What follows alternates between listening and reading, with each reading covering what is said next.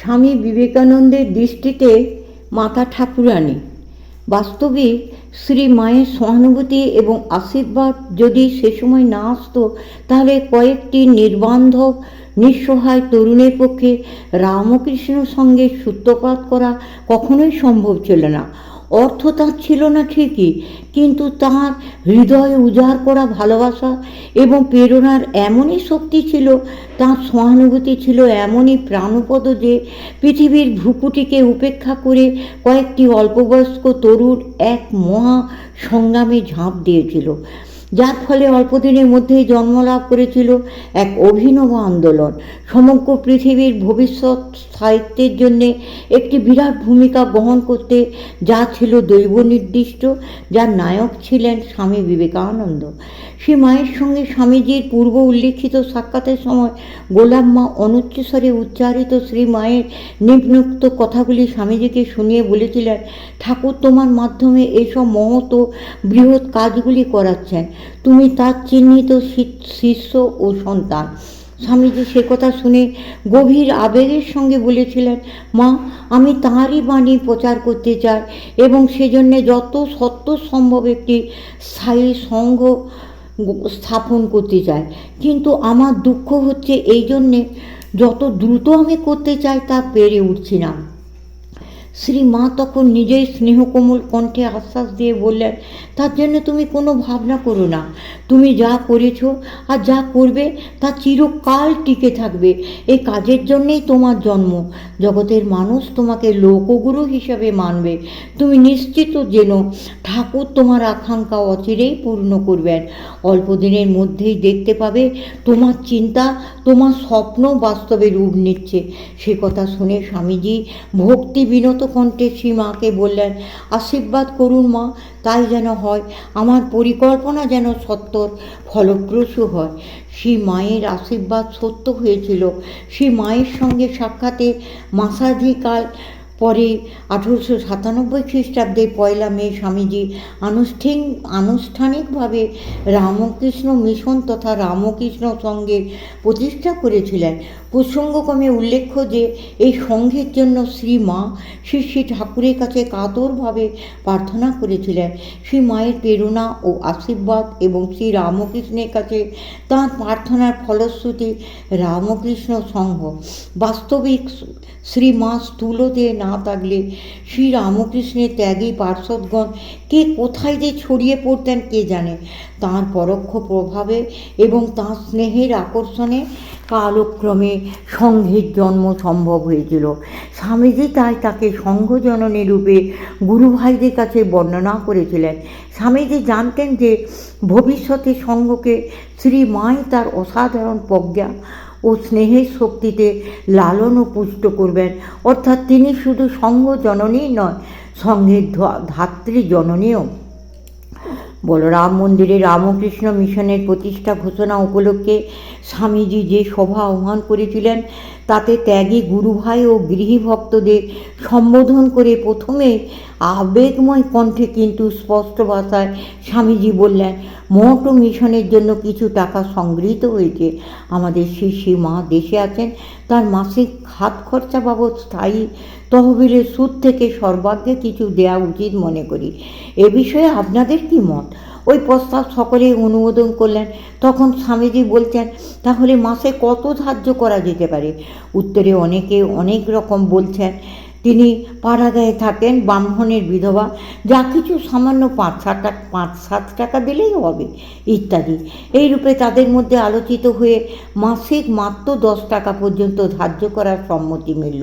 তখন স্বামীজি একটু বিমর্ষভাবে বলতে লাগলেন, সে কি ভাই, আমাদের সন্ন্যাস জীবন, সন্ন্যাসিত্ব, করতল ভিক্ষা, তরুতল বাস, এই হলো আমাদের জীবন। আর বহুজন হিতায় বহুজন সুখায় আত্মন মোক্ষার্থং জগদ্ধিতায় চ, সব কিছু ত্যাগ করে তপস্যায় আমাদের ব্রত, এই হলো আমাদের আদর্শ। আমরা সন্ন্যাসী হয়েছি, বেটা ছেলে, প্রয়োজন মতো ভিক্ষে করে মঠ চালাতে পারবো। শ্রী মাকে হাত খরচা বাবদ মাসিক 25 টাকা কম দিতে পারবো না। শ্রী মাকে কি রামকৃষ্ণ দেবের সহধর্মিণী বলে আমাদের গুরুপত্নী হিসেবে মনে করো? তিনি শুধু তাই নয় ভাই, আমাদের এই যে সঙ্গ হতে চলেছে, তিনি তা রক্ষা করতে পালনকারিণী, তিনি আমাদের সংঘ জননী। বাস্তবিক রামকৃষ্ণের সঙ্গে পরবর্তী ইতিহাস সাক্ষ্য দেয়, শুধু স্বামীজির জীবৎকালেই নয়, তাঁর তিরোধানের পরেও যতদিন শ্রীমা মরদেহে ছিলেন ততদিন সংঘকে বহু দুর্যোগ এবং সংকট লগ্নে তিনি আক্ষরিক অর্থেই রক্ষা করেছেন, পালন করেছেন।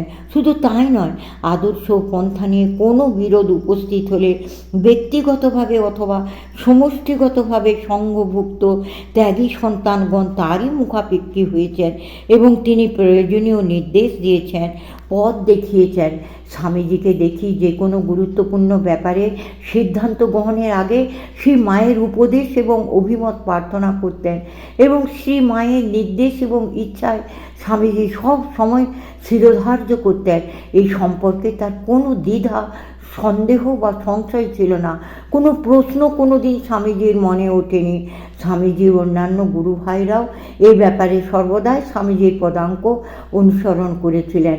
এই সম্পর্কে স্বামী শারদানন্দ বলেছেন, মঠে প্রথম প্রথম কার্যধারা নিয়ে অনেক সময় মতের পার্থক্য হলে স্বামীজি মায়ের কাছে তার সমাধান চেয়েছেন। শ্রী শ্রী মা যে কোনো সমস্যার সমাধান তৎক্ষণাৎ করে দিতেন। তার যুক্তিপূর্ণ মীমাংসা সকলেই দ্বিধাহীন চিত্তে গ্রহণ করত। স্বামীজি বেলুড় মঠে প্রথম দুর্গোৎসব করবার ইচ্ছা করলে অনেকেই অমত হয়। তখন ওই বিষয়ে স্বামীজি শ্রী শ্রী মাকে জিজ্ঞাসা করেন। শ্রী শ্রী মা তৎক্ষণাৎ উত্তর দেয়, হ্যাঁ বাবা, মঠে দুর্গাপূজা করে শক্তির আরাধনা করবে বই কি? শক্তির আরাধনা না করলে জগতে কোনো কাজ কি সিদ্ধ হয়? তবে বাবা, বলি দিও না, প্রাণীর হত্যা করো না, তোমরা হলে সন্ন্যাসী, সর্বভূতে অভয় দানই তোমাদের ব্রত। স্বামীজির কিন্তু ইচ্ছে ছিল নবমীপূজার দিন দেবীর নিকট বলিদান হয়, কিন্তু শ্রী শ্রী মায়ের আদেশে তিনি সে সংকল্প ত্যাগ করলেন এবং চিরতরে আমাদের সব কেন্দ্রে পশু বলির সংকল্প রহিত হলো। এই আদেশ যদি ঠাকুর দিতেন তবে স্বামীজি হয়তো প্রশ্ন তুলতেন, শাস্ত্র বিচার করে বলিদানের সপক্ষে নানা যুক্তি দেখাতেন, কিন্তু শ্রী মায়ের আদেশ তাঁর কাছে ছিল সমস্ত যুক্তি, তর্ক, বিচারের অতীত। মঠের প্রথম দুর্গাপূজায় স্বামীজির নির্দেশে শ্রী মায়ের নামে সংকল্প করা হয় এবং শ্রী মায়ের হাত দিয়ে পূজককে 25 টাকা দক্ষিণা দেন স্বামীজি। সর্বত্যাগী সন্ন্যাসীদের আনুষ্ঠানিক বৈদিক পূজা দিতে অধিকার না থাকায় তদবধি মঠের সমস্ত পূজা অনুষ্ঠানাদিতে শ্রী শ্রী মায়ের নামে সংকল্প করতে স্বামীজি নির্দেশ দেন। স্বামী শারদানন্দ আরও বলেছেন, শ্রী শ্রী মা স্বামীজির কাজের উদ্দাম আবেগ যেন অনেক সময় রাস টেনে ধরে নিয়ন্ত্রিত করতেন। কলকাতায় প্লেগ মহামারীর সময় স্বামীজি নিবেদিতা প্রভৃতিকে নিয়ে সেবা কার্য আরম্ভ করলেন, কিন্তু কার্যের ব্যাপকতা দিন দিন বাড়তে থাকায় এবং সে পরিমাণ অর্থের সংস্থান না থাকায় স্বামীজি বিচলিত হয়ে পড়লেন। শেষ পর্যন্ত তিনি সেবা কাজ অক্ষুণ্ণ রাখবার জন্য বেলুড় মঠ বিক্রি করবার ইচ্ছা প্রকাশ করলেন। এই কথা শ্রী শ্রী মায়ের কাছে উত্থাপন করায় তিনি তৎক্ষণাৎ বললেন, সে কি বাবা, বেলুড় মঠ বিক্রি করবে কি?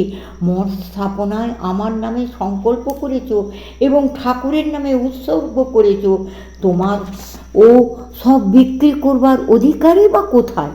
বেলুড় মঠ কি একটা সেবা কাজেই নিঃশেষ হয়ে যাবে?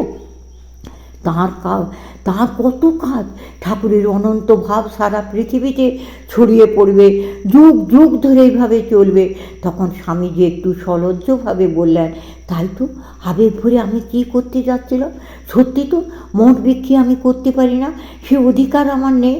রাজাকে স্বামী ব্রহ্মানন্দ মঠের অধ্যক্ষ এবং শরৎকে স্বামী শারদানন্দ সেক্রেটারি করা হয়েছে, এদেরই সব অধিকার, আমার অধিকার কোথায়? সে কথা যে আমার খেয়ালই ছিল না।